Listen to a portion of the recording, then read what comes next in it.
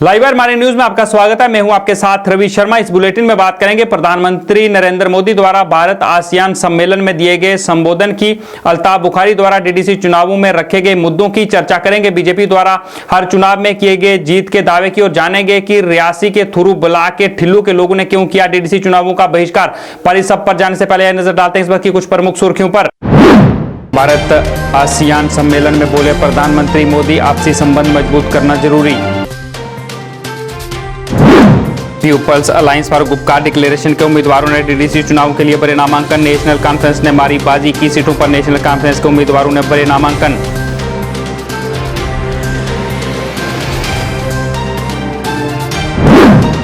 अल्ताफ बुखारी ने People's Alliance for Gupkar Declaration के DDC चुनाव में भाग लेने के फैसले की सराहना। कहा, अपनी पार्टी ने नहीं छोड़ा है 370 का मुद्दा।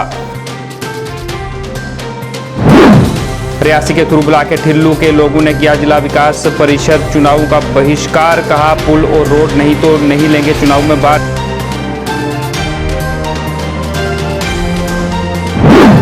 भारतीय सेना के 3 सेक्टर आरआर मानसबल ने बांदीपुरा में सुंबल में सेना ने किया गांव मेले का आयोजन। युवाओं ने लिया बढ़ चढ़कर हिस्सा। मेले के आयोजन के लिए सेना का किया शुक्रिया अदा। और बीजेपी ने हर चुनाव पर जीत का किया दावा। कहा, प्रधानमंत्री पर देश को है भरोसा। बोले, बीजेपी के डर से विपक्ष हुआ एक।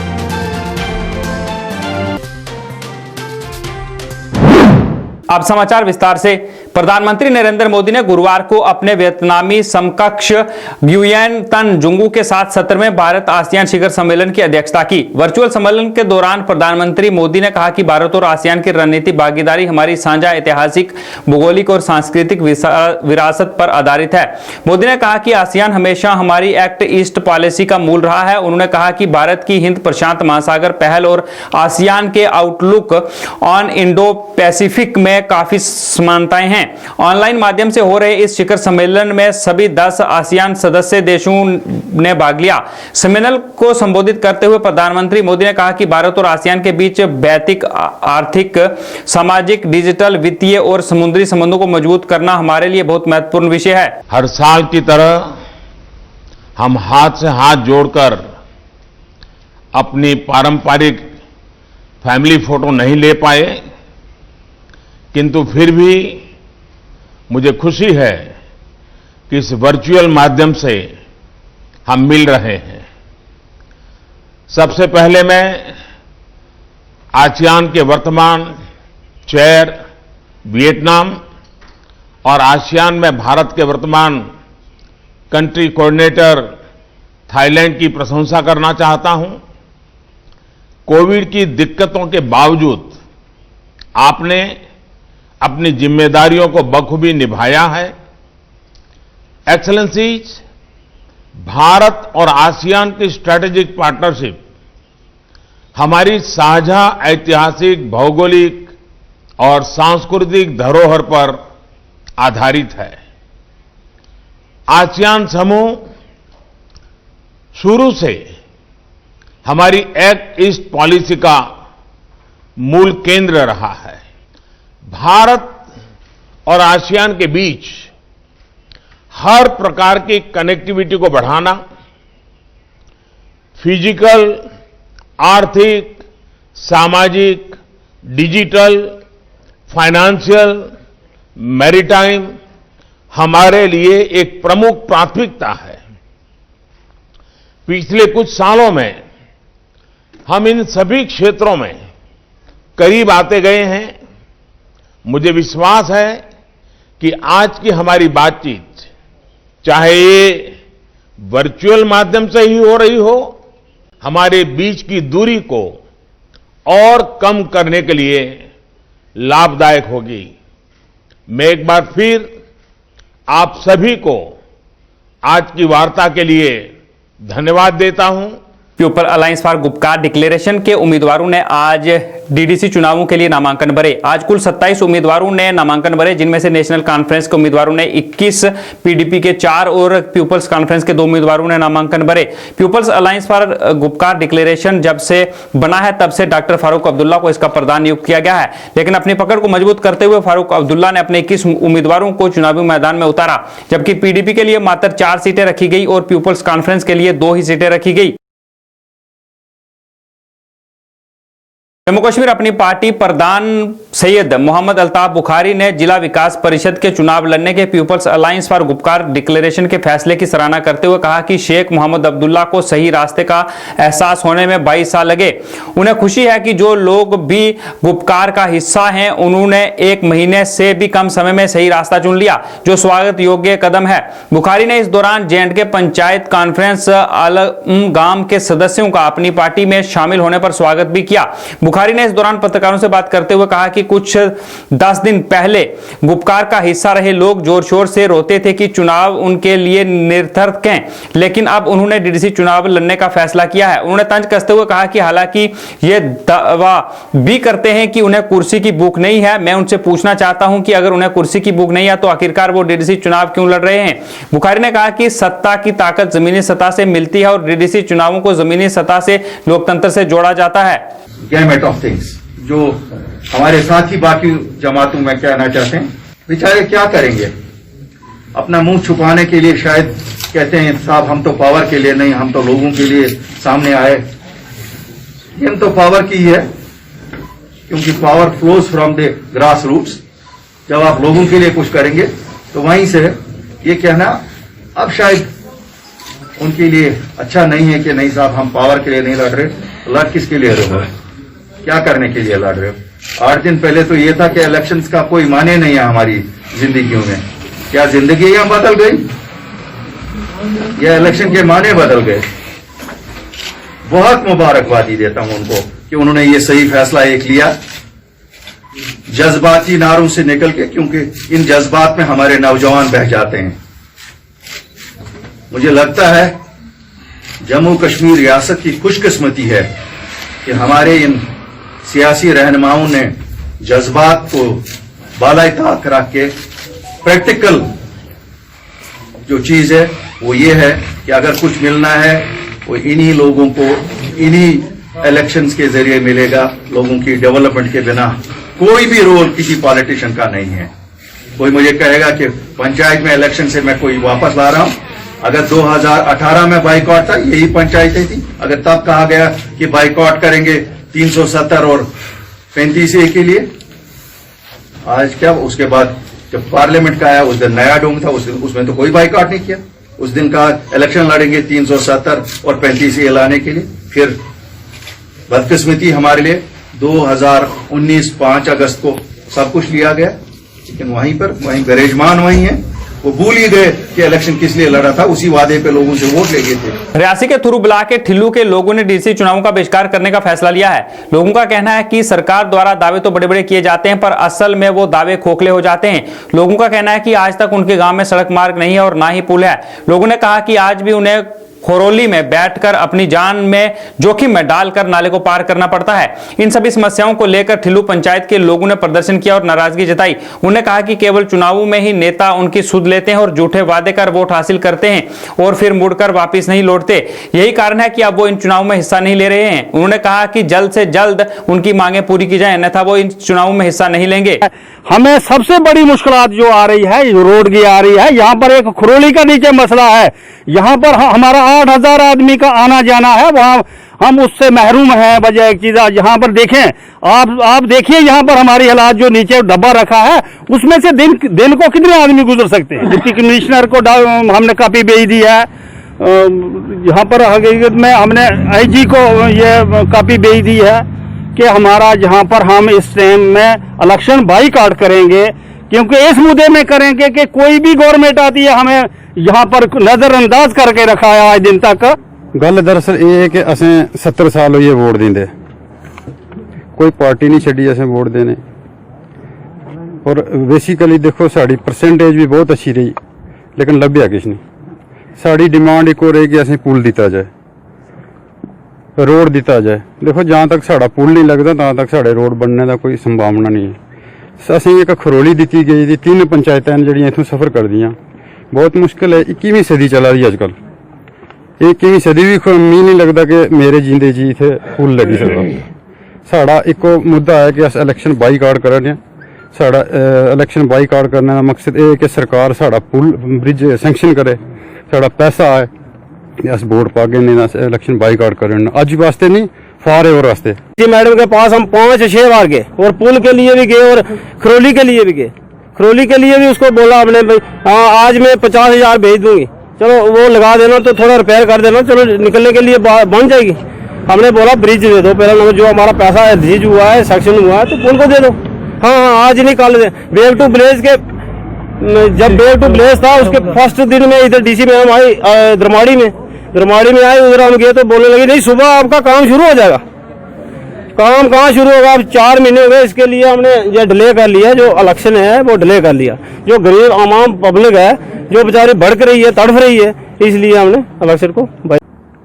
और 1915-16-17 में यहाँ पर जो ब्रिज है उसकी DPR बनी, वो अजब तक दिल्ली भेजी गई।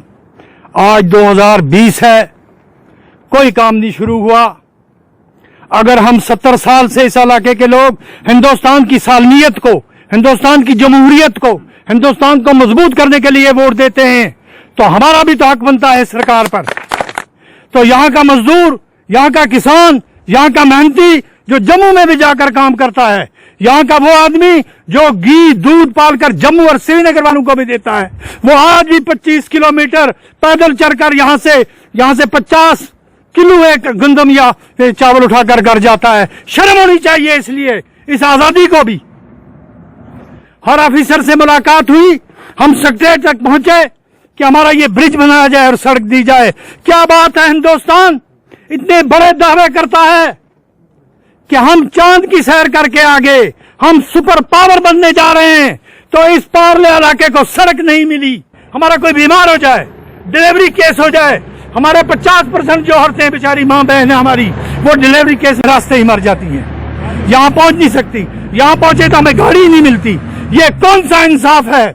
हम किसकी दुआई दें, हम किसको कहें? हमारे हाथ में सिर्फ वोट है, और जमहूरी तर्ज हुकूमत में रहकर जितने लोग भी हैं वो समझ गए हैं कि हमारे साथ हमेशा धोखा रहा है। पंथा चौक श्रीनगर में लोगों में जागरूकता फैलाने के लिए रोड सेफ्टी स्पेशल ड्राइव का आयोजन किया गया। इस ड्राइव में जस्टिस अली मोहम्मद मांगरे मुख्य तौर से उपस्थित रहे। जम्मू कश्मीर और लद्दाख के लोग आप लोग कानून का पालन करें। छोटी मोटी चीज़ है, सीट बेल्ट लगनी चाहिए, लाइसेंस होनी चाहिए, इंश्योरेंस होना चाहिए, वैलिड रजिस्ट्रेशन सर्टिफिकेट होनी चाहिए, पोल्यूशन का सर्टिफिकेट होना चाहिए, हेलमेट पहना करो, ये सारी चीजें होनी चाहिए। इसके लिए सारा चल रहा है, और ये सिट रखो। कार्यक्रम में लोगों को यातायात नियमों के बारे में जागरूक किया गया और लोगों से इन नियमों का पालन करने की अपील की गई। आज सुबह से ये ड्राइव जब हमने शुरू किया तो हमने ये देखा कि लगभग 90% वाहन जो थे ये उल्लंघन करते हुए नजर आए ट्रैफिक कानून के।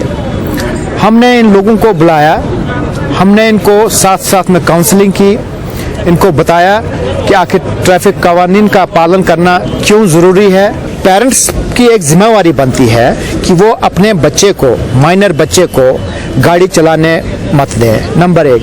नंबर 2, बिना ड्राइविंग लाइसेंस के किसी भी सूरत में कोई भी गाड़ी रोड पे ना ले आए, क्योंकि आने वाला टाइम बहुत सख्त होगा, बहुत सख्त होगा। अब फाइन तक मजिस्ट्रेट सीमित नहीं रहेंगे, फाइन से परे परे की बात होगी, उनको जेल भी भेजा जाएगा। सो मेरी इन शॉर्ट यही रिक्वेस्ट होगी, ट्रैफिक कानून का वायलेशन ना हो। बीजेपी ने जम्मू कश्मीर में हर चुनाव में जीत का दावा किया है। पार्टी नेता आसिफ मसूदी ने कहा कि जनता को बीजेपी और देश के प्रधानमंत्री पर पूरा भरोसा है और उन्हें पूरा यकीन है कि हर चुनाव में बीजेपी की ही जीत होगी। उन्हें गुपकार घोषणा पत्र और अलायंस पर कहा कि यह बीजेपी का डर है। इन सभी अलग अलग विचारधारा वाली पार्टियों को एक मंच पर लाकर खड़ा कर दिया है। नरेंद्र मोदी पर चुनाव लड़ने पर पूरे देश के लोगों को भरोसा है और जम्मू कश्मीर के लोगों को भी भरोसा है। ये जो डीडीसी के इलेक्शन है, ये हमने पंचायत के इलेक्शन भी लड़े हैं, हमने म्युनिसिपैलिटी के इलेक्शन भी लड़े हैं, हमने जितने भी इलेक्शन यहां हुए वो उनमें हमने पार्टिसिपेट किए। ये बायकॉट कर रहे थे और इनको लगा आज हमारी सत्ता, हमारी कुर्सियां, अगर हम इस वक्त भी एक नहीं हो जाएंगे, हमारी कुर्सियां भी जाएंगी, हमारी सरकारी कोठियां भी जाएंगी, हमारी सिक्योरिटी भी जाएगी। और इन लोगों को उस चीज का डर लगा।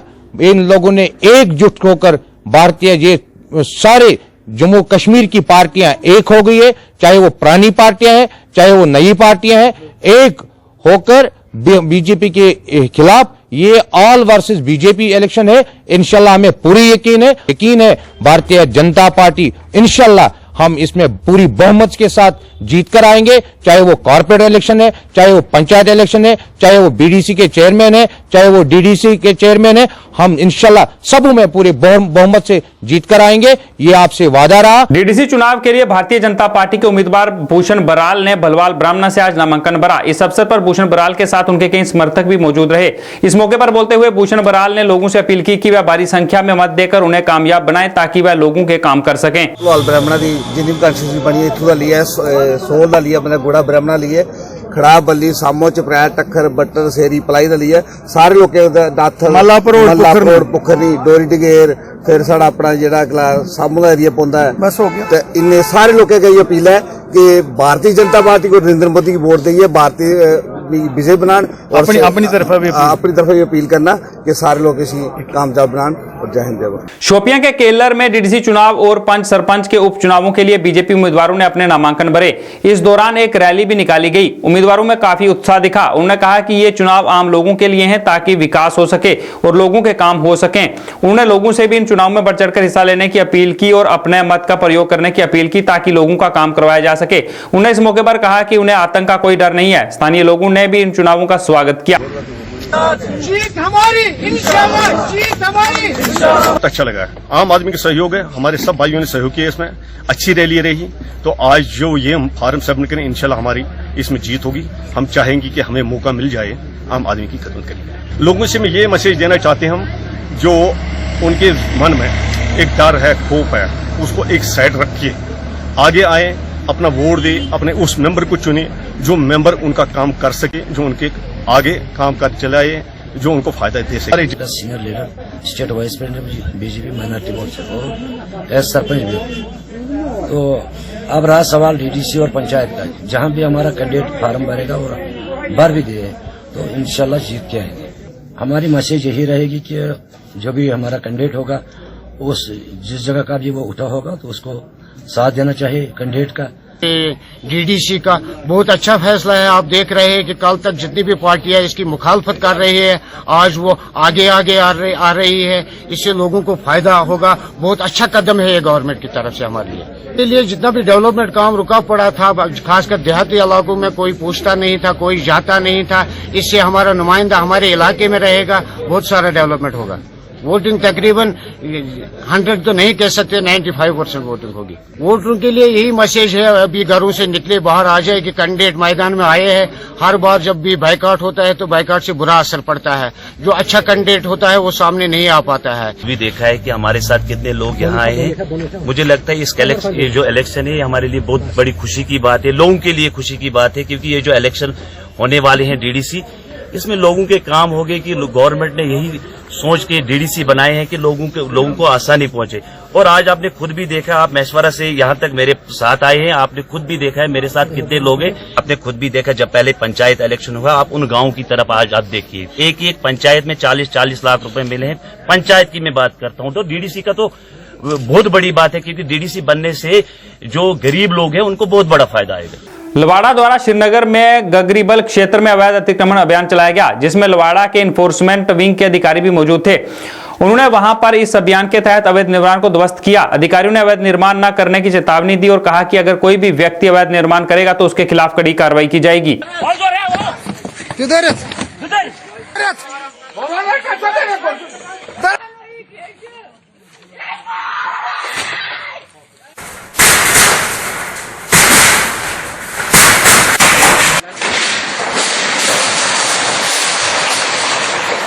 उत्तरी कश्मीर के बांदीपुरा जिले के वांगीपोरा सुंबल क्षेत्र में एक गांव मेले का आयोजन किया गया। मेले में युवाओं सहित बड़ी संख्या में लोगों ने हिस्सा लिया। इस दौरान 3 सेक्टर आरआर कमांडिंग ऑफिसर मुख्य अतिथि थे।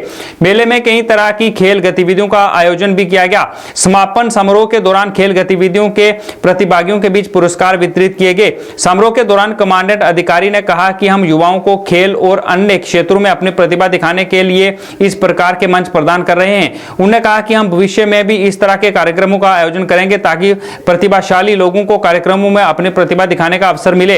वहीं स्थानीय लोगों ने इस तरह के मेले के लिए सेना का शुक्रिया अदा किया। यहाँ पे जो आज पब्लिक विलेज मेला हुआ जो कि 13 आरआर ने यहाँ पे स्टार्ट किया, इसके लिए हम इनको शुक्रिया कर रहे हैं कि आज यहाँ पे हमने बहुत सारी स्पोर्ट्स इवेंट देखे, खासकर इसमें ताइक्वांडो हमने देखा, कबड्डी देखी, हमने क्रिकेट, साइकिल रेस देखी है। इसका प्रोग्राम का एक ही रीजन है, इसमें बच्चों का हौसला अफजाई हो जाएगी। मेला लगाया है, हम बहुत खुश है, शुक्रगुजार है इनका कि यहाँ पे यूथ ने बढ़ चढ़ कर हिस्सा लिया है और लोगों ने भी हिस्सा लिया। आपने खुद देखा यहाँ पे हमने गेम्स किए थे, हमने यहाँ पे स्टॉल लगाए थे, तो लोगों ने हिस्सा लिया। यहाँ पे म्यूजिक था, कल्चरल प्रोग्राम था, डांस था, तो यूथ ने अपना टैलेंट भी दिखाया यहाँ पे। तो इसके साथ साथ इन्होंने गरीब बच्चों के लिए बीएसएफ की 77वीं बटालियन द्वारा आज नौगाम हंदवाड़ा में मेडिकल कैंप का आयोजन किया गया। इस कैंप में डॉक्टर्स ने कई मरीजों की मुफ्त जांच की और लोगों में दवाइयां भी वितरित की। लोगों ने बीएसएफ का इसके लिए शुक्रिया अदा किया। लोगों का कहना था कि समय समय पर बीएसएफ द्वारा लोगों की मदद के लिए इस तरह के कैंप आयोजित किए जाते हैं, जिससे लोगों को काफी लाभ पहुंचता है। मैं सरपंच नौगाम नजीर अहमद खान।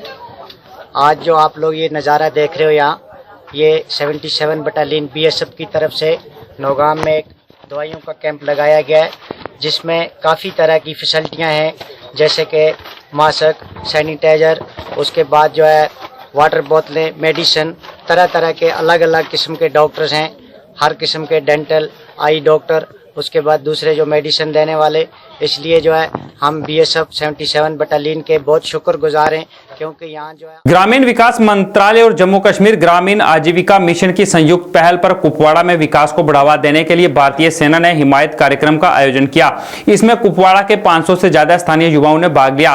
कार्यक्रम के जरिए फैशन डिजाइनिंग में पाठ्यक्रमों के लिए 105 पुरुष छात्रों का चयन किया गया। इसके अलावा कई और छात्रों में भी छात्रों को प्रशिक्षण दिया गया। छात्रों को छात्रावास की सुविधाएं, निःशुल्क आवास और भोजन सहित अन्य सुविधाएं भी प्रदान की जाएंगी। अतिरिक्त सुविधाओं में यात्रा भत्ता, सॉफ्ट स्किल ट्रेनिंग और वर्दी शामिल होंगे। फायर एंड इमरजेंसी सर्विस की जारी सिलेक्शन लिस्ट को लेकर कई उम्मीदवारों ने श्रीनगर में प्रदर्शन किया। उन्होंने कहा कि इस लिस्ट में धांधली की गई है, जिससे कई जायज उम्मीदवारों को उनका हक नहीं मिला। उन्होंने कहा कि इस लिस्ट को रद्द किया जाए और इस धांधली में शामिल दोषियों के खिलाफ कार्रवाई की जाए। ये इस बात का इशारा देते हैं कि लड़के बिल्कुल इस रिश्वतखोरी के खिलाफ एकदम खड़े हैं, एकजुट खड़े हैं। हम पिछले 2 महीनों से आप जानते हैं कि प्रोटेस्ट पे बरकरार यहाँ अपना प्रोटेस्ट जारी रखे हुए हैं। सर, हमारी कुछ गुजारिशात हैं गवर्नर साहब से कि गवर्नर साहब इस लिस्ट में आप इंटरवेन कीजिए और जो इसमें फ्रॉड हुआ है उस फ्रॉड को आप सामने लाइए और जो इसमें कल्प्रिट्स पाए गए हैं उनको कड़ी से कड़ी सजा दी जाए। सर, हमारे कुछ इसमें जो फ्रॉड हुआ है, इसमें सर पेपर लीक हुआ है, इसमें सर जो रिलेटिव हैं जिनके आरडी रिलेटिव इस डिपार्टमेंट है, उन्होंने अपने रिलेटिव्स को वहां पे इन किया है और जो क्वालिफाइड लड़के थे उनको आउट किया गया है। कैजुअल डिलीवरीजर्स ने उपराज्यपाल से मिले आश्वासन के बाद अपनी मांगों को लेकर काम छोड़ो हड़ताल 2 महीने तक स्थगित करने का फैसला किया है। श्रीनगर में आयोजित एक प्रेस कॉन्फ्रेंस में उन्होंने कहा कि उन्होंने अपनी मांगों को लेकर उपराज्यपाल से मुलाकात की थी, जिससे उन्हें आश्वासन मिला था कि उनकी मांगों को पूरा किया जाएगा, जिसके बाद यह फैसला लिया गया। उनकी मांगों में पक्का करना, मिनिमम वेजेस एक्ट लागू करना मुख्य तौर से शामिल है। काम करने वाले हमारे आरजी मुलाजिमीन कामचोर हड़ताल पे थे और इस दौरान गवर्नर, इंतजामिया, राजभवन की तरफ से बातचीत के लिए दावत आई, जम्मू की तरफ से और हमारी तरफ से जो लोग हैं, जो क़यादत है उस प्रोग्राम में चली गई और गवर्नर साहब के सामने डेली वेजर्स, कैजुअल लेबर्स की फाकाकशी, कसम कुर्सी की हालत में जो जिंदगी बसर कर रहे हैं और डेली वेजर्स को दरपेश मसाए मुश्किलात, 61,000 आरजी मुलाजिम को दरपेश मसाए मुश्किलात से उनको आगाह किया गया और साथ ही इस बात की वजाहत की गई कि हमको एक धोखाधड़ी पॉलिसी के तहत 1994 में यहाँ पे लाया गया है। जब 1994 में ब्लैंकेट बैन लगाई गई थी रेगुलर एम्प्लॉयमेंट पे, सरकारी नौकरियों पे, तो उस वक्त जब लोग रिटायर होते गए और काम बढ़ता गया, पॉपुलेशन बढ़ती गई, तो उस वक्त डेली वेजर्स, कैजुअल लेबर्स को एक गलत पॉलिसी के तहत यह कहकर लगाया गया कि 7 साल के बाद आपको रेगुलराइज किया जाएगा, जैसे 94 से पहले किया जाता था, लेकिन आज तक नहीं किया गया। उसके बाद 2005 में एसआर इशू किए गए, उसके तहत डेली वेजेस कैजुअल लेबर्स को लगाया गया। उसके बाद ऐसा कमेटियां बिठाई गई, हाउस कमेटी बिठाई गई। उसके बाद कैबिनेट सब कमेटी ने रिपोर्ट पेश किया, SROs इशू किए गए, लेकिन आज तक अमली तौर पे कुछ नहीं किया गया। इस चीज को लेकर हमने कामचोर हड़ताल की थी। हमने इन चीजों से गवर्नर साहब को आगाह किया और हमने उनसे कहा कि एक इंसानी मामला है, इंसानी दायरे के अंदर इस पे गौर करने की जरूरत है और इंसानी बुनियादों पे इस पर फैसला लेने की जरूरत है। वक्त को गौर सुनने के बाद गवर्नर साहब ने यह कहा कि मैं इसको एक 60,000 घरों का मामला है, 60,000 लोगों का मामला है, ये बैक वक्त नहीं हो सकता क्योंकि सरकार के पास इतनी वसाइल नहीं है, सरकार के पास महदूद वसाइल है। हम फेज मैनर्स में इनको रेगुलराइज करेंगे। उसके लिए एक कमेटी तश्कील दी गई और जिस कमेटी के साथ यहाँ की जो कयादत है, डेली वेजर्स कैजुअल लेबर 61,000 आरजी मुलाजिमीन के जो नुमाइंदा कयादत है जम्मू की और यहाँ की, वो उनके साथ सलाह मशवरा करके मॉडलिटीज तय करेंगे, तरीक़ेकार तय करेंगे और कोड ऑफ कंडक्ट खत्म होने के बाद ही रेगुलराइजेशन और मिनिमम वेज एक्ट के हवाले से प्रोसेस स्टार्ट किया जाएगा। इसलिए आज Jammu Kashmir casual daily wagers forum ने मशवरत करके जम्मू में भी और यहां पे भी मशवरत करके यह फैसला लिया कि हम आपने जो हमने कामचोर हड़ताल दी थी उसको हम 2 महीने के लिए डेफर करते हैं, लेकिन जदोजहद को हम तर्क नहीं करेंगे। लिटिल एंजल्स पब्लिक स्कूल में सीरत कॉन्फ्रेंस का आयोजन किया गया। इस दौरान स्कूल के छात्रों ने धार्मिक विचार रखे और सभी से सही रास्ते पर चलने की अपील की। कॉन्फ्रेंस में कई लोगों ने भाग लिया। आयोजकों का कहना था कि इस तरह की कॉन्फ्रेंस आयोजित करने का मकसद बच्चों में अच्छे गुण डालना है और उन्हें अच्छा संदेश देना है। इसका जाहिर सा मकसद था, जो स्कूल यहाँ पे सब बहुत टाइम से बंद हैं कोरोना वायरस कोविड-19 की वजह से, तो ये बच्चों को एक वो इस तालीमी निज़ाम से कम्प्लीटली आउट ऑफ डेट हो गए थे, तो उनको रिकनेक्ट करने का एक हमारी कोशिश थी। जम्मू एंड कश्मीर मुत्तहिदा मजलिसे उलीमा द्वारा एक दिवसीय कार्यक्रम का आयोजन किया गया, जिसमें मीरवाइज मंजिल राजौरी कदल मुख्य तौर पर उपस्थित रहे। कार्यक्रम में विभिन्न मुद्दों पर चर्चा हुई और कई लोगों ने अपने विचार रखे। को देखना न हो, इस एक फैक्ट्री को देखना न हो, बल्कि एक वसी मंजर में हम खिदमत कर सकें इस वतन की, चाहे किसी जगह से भी कोई भी तकाजा इस सिलसिले का आए तो हमारे पास उसकी तैयारी हो, यह हमारा फर्ज मनसबी है। और अल्लाह का एहसान है, इस वक्त सभी लोग जितने भी हम मकायदे फिक्र यहाँ हैं सभी मौजूद हैं, सभी की नुमाइंदगी है। और भी कोई जरूरत महसूस हो तो उसको फिर ऐड भी कर सकते, लेकिन वो खुद बराह रास्त बार बार मुआयना करेगा। आइए अब चलते चलते नजर डालते हैं आज के मौसम और तापमान पर।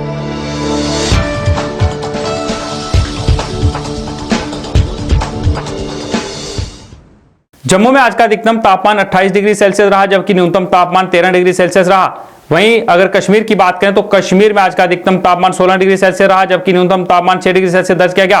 मौसम विभाग के अनुसार आने वाले 24 घंटे के दौरान जम्मू कश्मीर में मौसम साफ रहेगा। लाइव वायर मॉर्निंग न्यूज में फिलहाल इतना ही। मुझे और मेरी टीम को दें इजाजत, मगर आप देखते रहें लाइव वायर। नमस्कार।